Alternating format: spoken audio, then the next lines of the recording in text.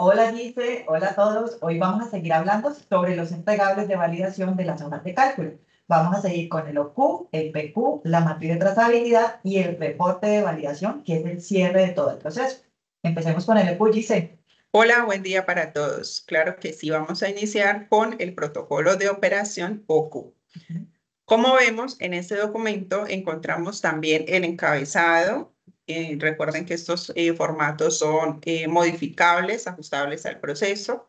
En el protocolo vamos a encontrar esa parte de aprobación del documento. Inicialmente, como lo hemos explicado antes, si es protocolo reporte, pues se debe marcar aquí. En este caso, como es OQ, se marcaría en esta parte. Y encontramos lo que es el flujo de aprobación, que ustedes lo pueden ajustar a su proceso interno. Encontramos esta parte de notas y el objetivo con el cual se va a realizar este protocolo de operación. Luego, unos puntos a tener en cuenta antes de iniciar la ejecución, que como lo hablábamos en el video anterior, es muy importante tener el protocolo aprobado antes de iniciar la ejecución. Por otro lado, vamos ya a iniciar con la parte de las pruebas. Aquí vamos a encontrar el paso, que como ustedes ya de pronto lo hemos hablado, es importante que todo esté ordenado para que pueda haber trazabilidad de la información. Inicialmente entonces encontramos lo que es el paso de la prueba, la descripción, el resultado esperado, el resultado actual, donde vamos a comentar qué fue lo que sucedió en esa ejecución, si realmente se cumplió o no y algunos detalles que pueden haber ocurrido durante esa ejecución de esa prueba. Y finalmente un pasa y falla con una firma, aquí con unas iniciales, entonces dependiendo de lo que haya sucedido, se marca pasa, falla o no aplica y pues se debe firmar con fecha. Esta firma es con las iniciales de la persona que hizo la ejecución. Entonces vamos a hablar de la primera prueba, que es ingreso con contraseña no válida. Estas iniciales fueron implementadas hace por ahí 2 años, debido a que muchas veces nos encontrábamos que el protocolo era ejecutado por diversos consultores. Entonces, por lo menos, el primer paso lo ejecutó Joana Sandoval, el segundo lo ejecutó el ICE. Entonces, así mismo se iba dejando la trazabilidad de quién lo iba ejecutando. Eso es muy importante para la integridad de datos. Claro que sí. Listo. Entonces, como les estaba diciendo, hablaremos de la primera prueba, que es ingreso con contraseña no válida. Aquí lo que vamos a probar son las seguridades de la hoja de cálculo. Entonces, dice, verifique que al ingresar a la hoja de cálculo con la siguiente información no permita ver la siguiente información. Entonces, por ejemplo, contraseña de ingreso no válida, campo de contraseña de ingreso vacío, campo de contraseña de acceso a escritura no válida. Entonces, inicialmente lo que haremos en la hoja de cálculo, que debe estar con unas seguridades, o sea que para poder acceder a ella yo debo digitar una contraseña. Entonces, lo que voy a probar es que si yo ingreso una contraseña que no es válida, pues que no me deje ingresar. Si le doy en cómo ingresar con el campo vacío, que no me deje ingresar. Entonces, eso es lo que voy a como a retar en esta parte de seguridades. Entonces, en el resultado esperado, yo lo que quiero es que la hoja de cálculo me muestre una ventana emergente que informa que la contraseña no es correcta y por lo tanto no me deja ingresar. O que según el punto B, que la contraseña pues no es correcta porque el campo está vacío. O una ventana emergente que informa que la contraseña no es correcta porque el acceso a escritura pues no se ha dado porque no es la contraseña que debe tener el sistema. ¿Listo? Recuerden que las seguridades se pueden implementar de diferentes maneras. Ejemplo, Excel tiene algo para configurarlas con contraseña para apertura y de escritura. También pueden desarrollar una macro o también lo pueden hacer por medio de Windows, pero es súper importante que solo las personas con acceso puedan ingresar a estas hojas de cálculo, no cualquier persona, porque son datos críticos y es súper importante que estén configuradas correctamente con las seguridades. Listo. Muy importante esa información. Ok, entonces aquí pues también vamos a encontrar otras pruebas, pero entonces pues esa ya digamos la veremos en otro momento. Y bueno, también es importante aquí en el OQ probar o retar lo que son las restricciones y alertas o las alarmas que pueda tener la hoja de cálculo. Hay algunas que como tal el usuario puede configurar o hay otras que Excel ya las trae por configuración. Entonces, vamos a retar, son las que el usuario va a configurar dentro de la hoja de cálculo. Listo. Luego vamos a tener aquí en este protocolo lo que es la parte de la aprobación por parte de la persona que ejecutó y la persona por parte del cliente que está como apoyando esa ejecución que está haciendo el consultor. También la parte de comentarios, las evidencias, aquí pues se debe colocar el código del el formato de evidencias. La parte de los hallazgos, si se llega a presentar alguno durante la validación, pues se debe documentar. Y finalmente, una aprobación de la ejecución, donde se deja un comentario diciendo si cumplió o no con las pruebas que se ejecutaron y se informa pues si finalmente se puede pasar al siguiente protocolo. En caso de que todas las pruebas cumplan, pues pasaríamos en este caso al protocolo PQ, que ya lo vamos a explicar. Y como todos los documentos, pues tiene un historial de cambios.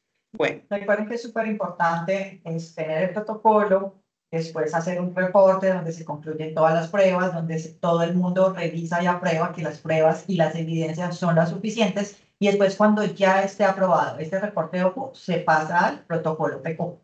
ok.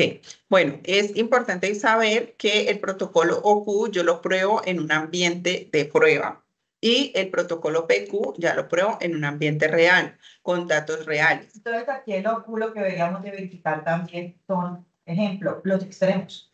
Con datos irreales es verificar, bueno, si tenemos una especificación que alumbre verde cuando está dentro de especificaciones, se prueban en esos rangos, después amarillo alumbra cuando está a punto de salirse y rojo cuando ya se salió de especificaciones. Entonces tenemos que probar los tres rangos para garantizar que las fórmulas y los condicionales estén bien configurados, ¿verdad?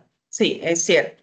Pues eso sería muy importante y pues entonces ya en el protocolo PQ ya yo diligencio la hoja de cálculo con los datos reales y ya pruebo si esos datos que yo ingresé, pues la hoja está funcionando correctamente.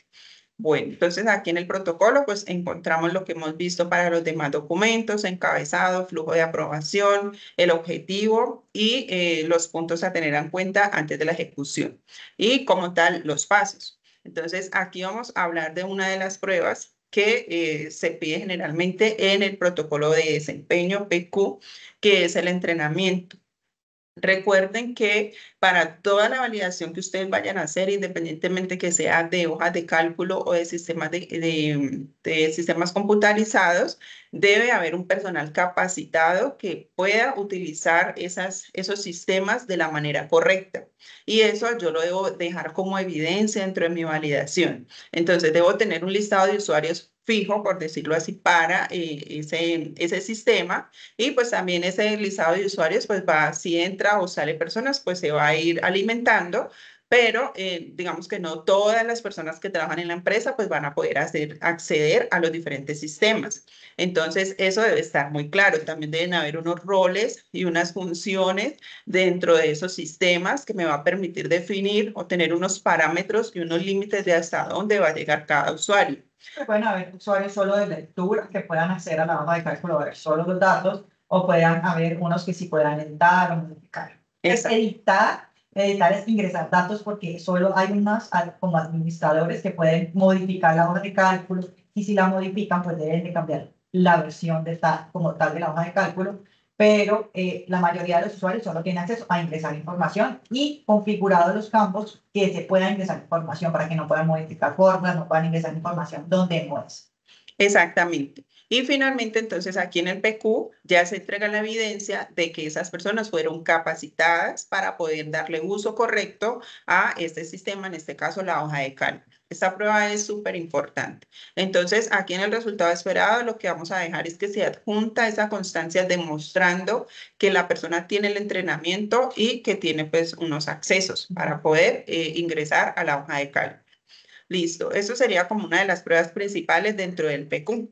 Ya pues también luego vamos a tener como el flujo ya de aprobación final de la ejecución, los comentarios, el código de las evidencias, si se levantan hallazgos, pues documentarlos y finalmente una aprobación de la ejecución donde se dice si cumple o no y cuáles serían los comentarios. Y en el documento como tal, el historial de cambios. Luego de esto ya pasamos a lo que es la matriz de trazabilidad. En la matriz de trazabilidad vamos a encontrar también el flujo de aprobación. Este flujo de aprobación debe estar en todos los documentos y debe estar definido desde el inicio en el plan de validación, quienes van a ser los responsables de cada uno de esas partes de esa validación. Listo, entonces aquí vamos a encontrar una tabla que son los documentos de referencia. Aquí vamos a colocar los códigos y el título del documento en esta parte de la tabla. Pero aquí, por ejemplo, nos da referencia de que debemos tener un requerimiento de usuario, unas especificaciones funcionales y los protocolos de instalación, de operación y de desempeño antes de yo poder hacer la matriz de trazabilidad.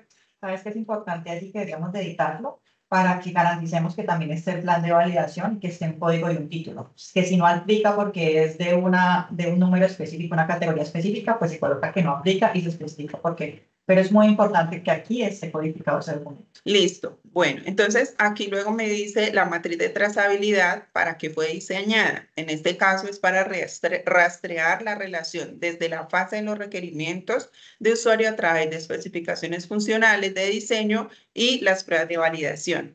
Como lo hemos explicado durante este tiempo, la validación es un proceso que debe ser ordenado, debe ser cronológico. Entonces, por eso yo debo darle un código a cada uno de los pasos que tiene como tal las ejecuciones o los protocolos y a los requerimientos de usuario. Todo debe tener como su código para así yo poder en esta matriz de trazabilidad rastrear toda esa información. Entonces, en esta tabla de matriz de trazabilidad, inicialmente vamos a encontrar el número del requerimiento de usuario. Recuerden que el objetivo de los protocolos de la ejecución es de retar cada uno de esos requerimientos de usuario. Por lo tanto, aquí lo vamos a encontrar ese listado y vamos a decir en qué protocolo fue que se retó la prueba del requerimiento. Entonces, aquí vamos a encontrar el número del requerimiento, la descripción del requerimiento, aquí donde dice GXP, es si aplica o no, o si es crítico para las buenas prácticas el requerimiento.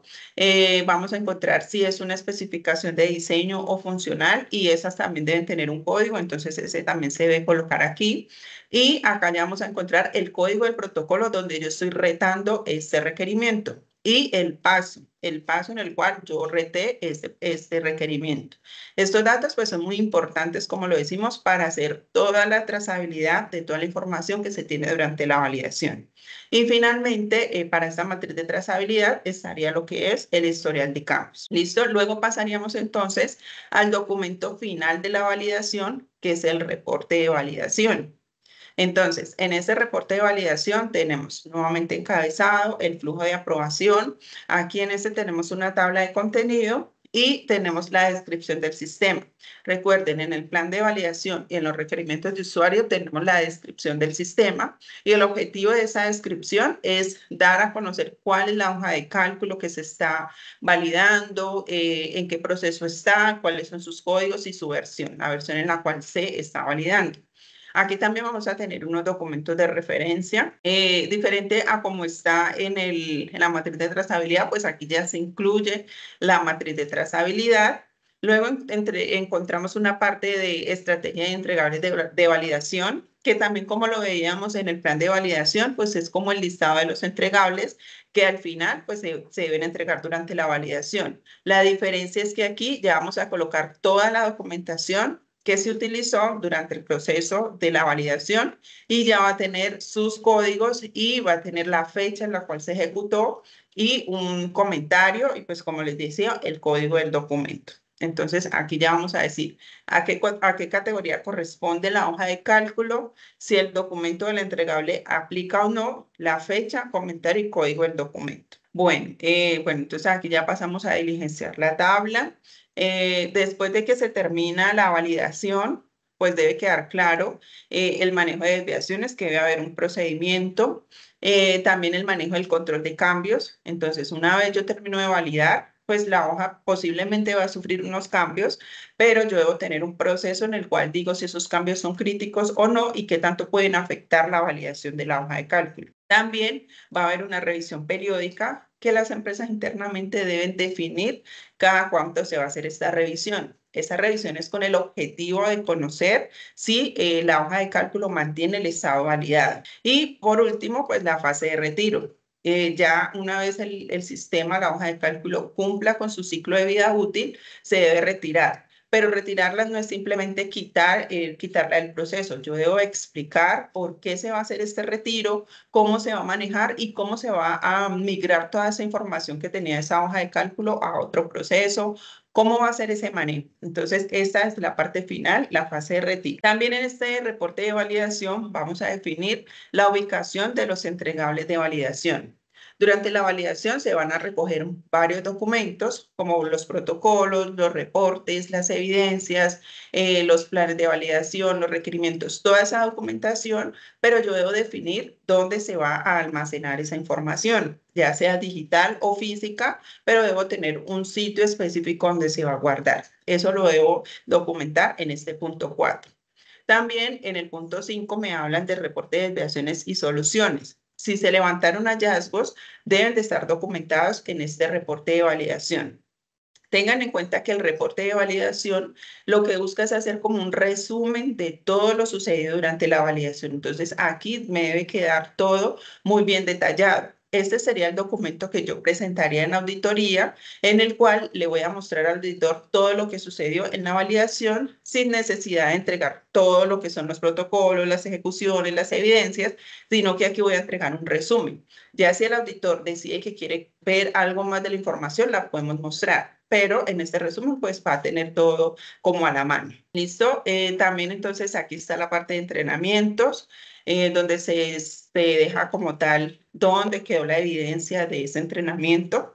El control de cambios, que como lo hablábamos ahorita, en caso que se presente algún cambio, pues debe haber un control de cambios donde me especifique en qué momento yo debo revalidar. Si hay acciones recomendadas, pues se deben colocar en este punto 8. La fase de la revisión periódica, que la hablábamos ahorita en la parte de arriba de la tabla.